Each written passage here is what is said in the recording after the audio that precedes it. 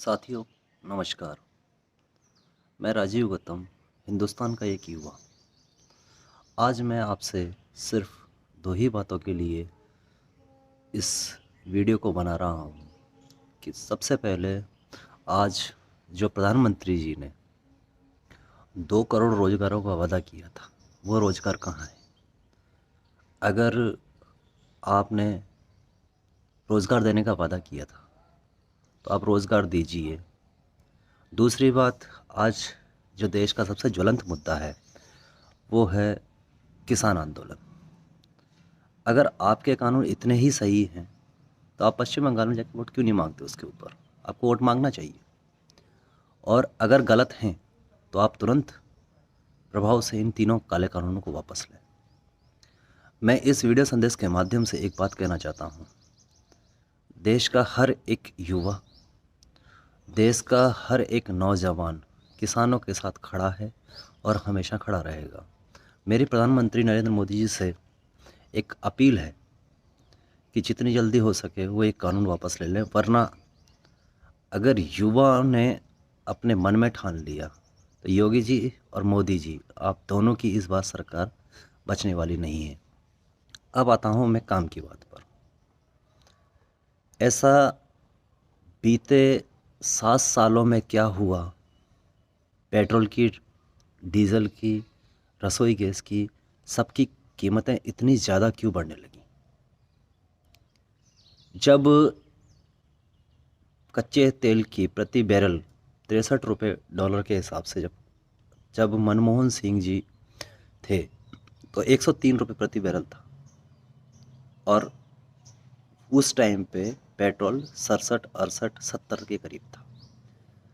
आज जब उससे आधी कीमत में पेट्रोल, कच्चा तेल सब मिल रहा है तो आप भारत की जनता से 100 रुपये क्यों वसूल रहे हैं? तीसरी बात, मोदी जी, आपने कहा था कि 2014 में कि जब घर से निकलो तो सिलेंडर को प्रणाम करके जाना। घर से निकलो, सिलेंडर को प्रणाम करने जाना। अगर आप ये बात भूल गए तो 2014 के आपके वीडियो निकाल के देख लीजिए। आपने खुद ने कहा था। श्री रविशंकर प्रसाद अपनी प्रेस कॉन्फ्रेंस में कहते हैं कि भारतीय कांग्रेस ने 2019 के चुनावी घोषणा पत्र में इन किसान कानूनों का, कृषि कानूनों का जिक्र किया था। रविशंकर जी और पूरे भाजपा के कार्यकर्ता, एक बात बताइए, अगर ये कृषि कानून सही होता और हमारे उसमें होता, हमारे उसको घोषणा पत्र को, कांग्रेस के घोषणा पत्र को अगर पढ़ के किसान अगर वोट दे देते तो आज आपकी जगह हम सत्ता में बैठे होते। दूसरी बात, आज हिंदुस्तान में मीडिया नाम की कोई चीज़ नहीं रही है। आप किसी भी न्यूज़ चैनल को उठा के देख लीजिए, मोदी जी ने ये किया, मोदी जी ने, यहाँ तक कि आप शर्म और घटिया देखिए, स्मृति ईरानी ने गोलगप्पे खाए, उसकी भी ब्रेकिंग न्यूज़ बनी, और गोलगप्पे वाले को 1000 रुपये दिए, उसकी भी ब्रेकिंग न्यूज़ बनी। लेकिन कभी भी स्मृति ईरानी के निजी सहायक ने 25 लाख रुपए की घूस ली, इसकी कोई ब्रेकिंग न्यूज़ नहीं है। मोदी जी की रैली में इतनी पब्लिक इकट्ठी हुई, क्या दूसरे दलों की रैली आपने दिखाई? अगर नहीं दिखा सकते हो तो मीडिया वालों भी एक बात विशेष ध्यान से सुन लो। किसी दिन मोदी जी का तो बहिष्कार होगा, लेकिन तुम भी जाओगे, तुम्हारी भी कोई नहीं सुनेगा।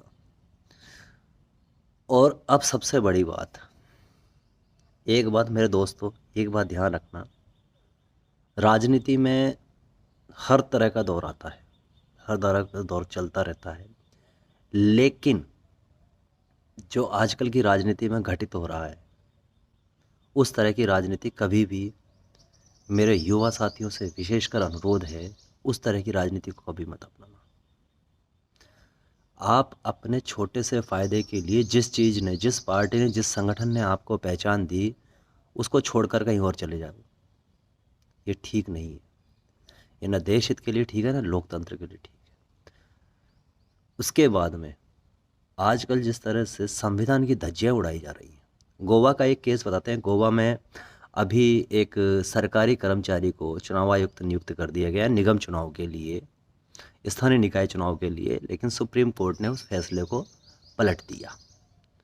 उसके बाद में आपने बात करी थी बेटी बचाओ बेटी पढ़ाओ, बेटी बचाओ बेटी पढ़ाओ। क्या कुलदीप सेंगर की अगर कोर्ट वो नहीं कोर्ट अगर ऑर्डर आदेश जारी नहीं करता तो शायद कुलदीप सेंगर अरेस्ट नहीं होता। चिन्मयानंद, पूर्व गृह राज्य मंत्री, पूरे देश की जिम्मेदारी, वो एक मालिश से वीडियो वायरल। कर्नाटक के कुछ मंत्री अपनी सीडी लीक नहीं होने के लिए सुप्रीम कोर्ट में। भाई ये चल क्या रहा है देश में, ये बताइए आप ने एक बात कभी गौर करी है? लॉकडाउन के बाद में कोरोना की स्थिति खराब हुई, सब कुछ हुआ। अभी बंगाल में बीजेपी रैली के लिए लोगों को लाने ले जाने के लिए करोड़ों रुपए भाजपा ने बहा दिए, लेकिन जब प्रवासी मजदूर लॉकडाउन में अपने घर जाने के लिए कर रहे थे तो भाजपा ने उनके लिए या सरकार ने उनके लिए कोई व्यवस्था करी? बिल्कुल नहीं करी। क्यों? क्योंकि उस टाइम पे चुनाव का माहौल नहीं था। अब आते हैं बेरोजगारी के मुद्दे पे। बेरोजगारी मुद्दा जो देश का सबसे जीवंत मुद्दा है, कृषि बिलों के बाद में 45 साल का रिकॉर्ड पहले ही तोड़ चुके हैं। कोरोना के बाद में करोड़ों लोग बेरोजगार हो गए हैं, लेकिन मोदी जी के कान पे जू नहीं रेंग रही है। मैं आपसे एक बात पूछता हूँ, 20 लाख करोड़ रुपए का पैकेज आपने दिया, कहाँ गया वो पैकेज? कहाँ गया वो पैकेज? आपने कहा कोरोना के बाद में ये हो जाएगा, थाली पीटो थाली बजवाई।